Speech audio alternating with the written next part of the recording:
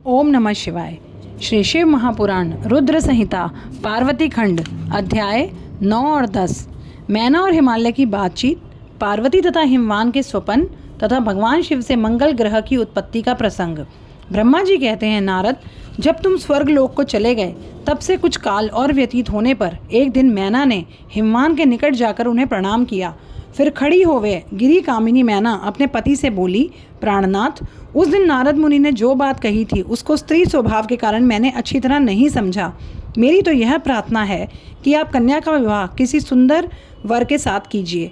वह विवाह सर्वथा अपूर्व सुख देने वाला होगा। गिरिजा का वर शुभ लक्षणों से संपन्न और कुलीन होना चाहिए। मेरी बेटी मुझे प्राणों से भी अधिक प्रिय है। वह उत्तम वर पाकर जिस प्रकार भी प्रसन्न और सुखी हो सके वैसा कीजिए। आपको मेरा नमस्कार है। ऐसा कहकर मैना अपने पति के चरणों पर गिर पड़ी। उस समय उनके मुख पर आंसुओं की धारा बह रही थी। प्राज्ञ शिरोमणि हिमवान ने उन्हें उठाया और समझाना आरंभ किया। देवी मेनके, मैं यथार्थ और तत्व की बात बताता हूँ, सुनो। भ्रम छोड़ो। मुनि की बात कभी झूठी नहीं हो सकती। यदि बेटी पर तुम्हें स्नेह है तो उसे सादर शिक्षा दो कि वह भक्तिपूर्वक चित्त से भगवान शंकर के लिए तप करे। मेनके, यदि भगवान शिव प्रसन्न होकर काली का पाणी ग्रहण कर लेते हैं तो सब शुभ ही होगा। नारद जी का बताया हुआ अमंगल या अशुभ नष्ट हो जाएगा। शिव के समीप सारे अमंगल सदा मंगल रूप हो जाते हैं। इसीलिए तुम पुत्री को शिव की प्राप्ति के लिए तपस्या करने की शीघ्र शिक्षा दो। ब्रह्मा जी कहते हैं, नारद, हिमवान की यह बात सुनकर मैना को बड़ी प्रसन्नता हुई। वे तपस्या में रुचि उत्पन्न करने के लिए पुत्री को उपदेश देने के निमित्त उसके पास गई, परंतु बेटी के सुकुमार अंग पर दृष्टिपात करके मैना के मन में बड़ी व्यथा हुई। उनके दोनों नेत्रों में आंसू भर आए। फिर तो गिरिप्रिया मैना में अपनी पुत्री को उपदेश देने की शक्ति ही नहीं रही। अपनी माता की उस चेष्टा को पार्वती जी शीघ्र ही ताड़ गई। तब वे सर्वज्ञ परमेश्वरी कालिका देवी माता को बारंबार आश्वासन दे बोली, माँ, तुम बड़ी समझदार हो, मेरी बात सुनो। आज पिछली रात्रि के समय ब्रह्म मुहूर्त में मैंने एक स्वप्न देखा है। माताजी, स्वप्न में एक दयालु एवं तपस्वी ब्राह्मण ने मुझे शिव की प्रसन्नता के लिए उत्तम तपस्या करने का उपदेश दिया है। नारद, यह सुनकर मेनका ने शीघ्र अपने पति को बुलाया और पुत्री को देखे हुए स्वप्न को पूर्णतः कह सुनाया। मेनका के मुख से पुत्री के स्वप्न को सुनकर गिरिराज हिमालय बड़े प्रसन्न हुए और अपनी प्रिय पत्नी को समझाते हुए बोले, प्रिय, पिछली रात में मैंने भी एक स्वप्न देखा है। मैं आदरपूर्वक बताता हूँ, तुम प्रेम पूर्वक सुनो। एक बड़े उत्तम तपस्वी थे। नारद जी ने वर के जैसे लक्षण बताए थे उन्हीं लक्षणों से युक्त शरीर को उन्होंने धारण कर रखा था। वे बड़ी प्रसन्नता के साथ मेरे नगर के निकट तपस्या करने के लिए आए। उन्हें देखकर मुझे बड़ा हर्ष हुआ और मैं अपनी पुत्री को साथ लेकर उनके पास गया। उस समय मुझे ज्ञात हुआ कि नारद जी के बताए हुए वर भगवान शंभु ये ही हैं। तब मैंने उन तपस्वी की सेवा के लिए अपनी पुत्री को उपदेश देकर उनसे भी प्रार्थना की कि वे इसकी सेवा स्वीकार करें, परंतु उस समय उन्होंने मेरी बात नहीं मानी।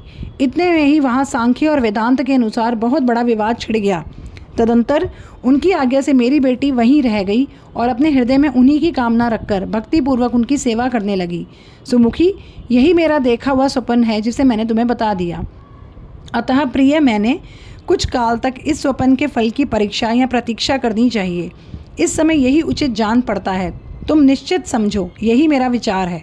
ब्रह्मा जी कहते हैं, मुनीश्वर नारद, ऐसा कहकर गिरिराज, हिमवान और मेनका शुद्ध हृदय से उस स्वप्न के फल की परीक्षा एवं प्रतीक्षा करने लगे। देवर्षि, शिव भक्त शिरोमणि भगवान शंकर का यश परम पावन, मंगलकारी, भक्तिवर्धक और उत्तम है। तुम इसे आदरपूर्वक सुनो। दक्ष यज्ञ से अपने निवास स्थान कैलाश पर्वत पर आकर भगवान शंभु प्रिया विरह से कातर हो गए और प्राणों से भी अधिक प्यारी सती देवी का हृदय से चिंतन करने लगे।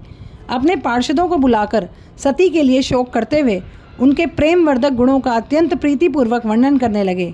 यह सब उन्होंने सांसारिक गति को दिखाने के लिए किया। फिर गृहस्थ आश्रम की सुंदर स्थिति तथा नीति रीति का परित्याग करके वे दिगंबर हो गए और सब लोकों में उन्मत्त की भांति भ्रमण करने लगे। लीला कुशल होने के कारण विरही की अवस्था का प्रदर्शन करने लगे।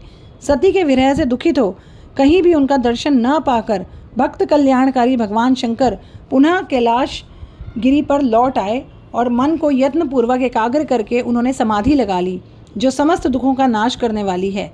समाधि में वह अविनाशी स्वरूप का दर्शन करने लगे। इस तरह तीनों गुणों से रहित हो वे भगवान शिव चिरकाल तक सुस्थिर भाव से समाधि लगाए बैठे रहे। वे प्रभु स्वयं ही माया के अधिपति निर्विकार पर ब्रह्म हैं। तदंतर जब असंख्य वर्ष व्यतीत हो गए तब उन्होंने समाधि छोड़ी। उसके बाद तुरंत ही जो चरित्र उसे हुआ वह मैं बताता हूँ। भगवान शिव के ललाट से उस समय श्रम जनित पसीने की एक बूंद पृथ्वी पर गिरी और तत्काल एक शिशु के रूप में परिणित हो गई। उस बालक के 4 भुजाएं थीं, शरीर की कांति लाल थी और आकार मनोहर था। दिव्य द्युति से दीप्तिमान वह शोभाशाली बालक अत्यंत दुस्सह तेज से संपन्न था। तथापि उस समय लोकाचार परायण परमेश्वर शिव के आगे वह साधारण शिशु की भांति रोने लगा। यह देख पृथ्वी भगवान शंकर से भयमान उत्तम बुद्धि से विचार करने के पश्चात सुंदरी स्त्री का रूप धारण करके वहीं प्रकट हो गई। उन्होंने उस सुंदर बालक को तुरंत उठाकर अपनी गोद में रख लिया और अपने ऊपर प्रकट होने वाले दूध को स्तन्य के रूप में उसे पिलाने लगी। उन्होंने स्नेह से उसका मुंह चूम लिया और अपना ही बालक मान हंस हंस कर उसे खिलाने लगी। परमेश्वर शिव का हित साधन करने वाली पृथ्वी देवी सच्चे भाव से स्वयं उसकी माता बन गई। संसार की सृष्टि करने वाले परम कौतुकी एवं विद्वान अंतर्यामी शंभु वह चरित्र देखकर हंस पड़े और पृथ्वी को पहचान कर बोले, धरणी तुम धन्य हो, मेरे इस पुत्र का प्रेम पूर्वक पालन करो। यह श्रेष्ठ शिशु मुझ महातेजस्वी शंभु के श्रम जल से तुम्हारे ही ऊपर उत्पन्न हुआ है। वसुधे, यह प्रियकारी बालक यद्यपि मेरे श्रम जल से प्रकट हुआ है, तथापि तुम्हारे नाम से तुम्हारे ही पुत्र के रूप में इसकी ख्याति होगी। यह सदा त्रिविध तापों से रहित होगा, अत्यंत गुणवान और भूमि देने वाला होगा। यह मुझे भी सुख प्रदान करेगा। तुम इसे अपनी रुचि के अनुसार ग्रहण करो। ब्रह्मा जी कहते हैं, नारद, ऐसा कहकर भगवान शिव चुप हो गए। उनके हृदय से विरह का प्रभाव कुछ कम हुआ। उनमें विरह क्या था, वे लोकाचार का पालन कर रहे थे।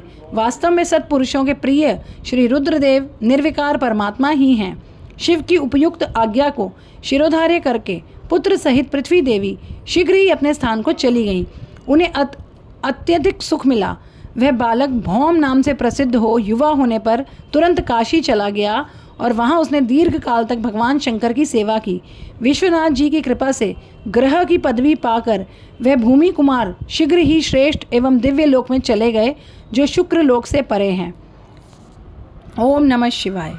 अध्याय 9 और 10 समाप्त।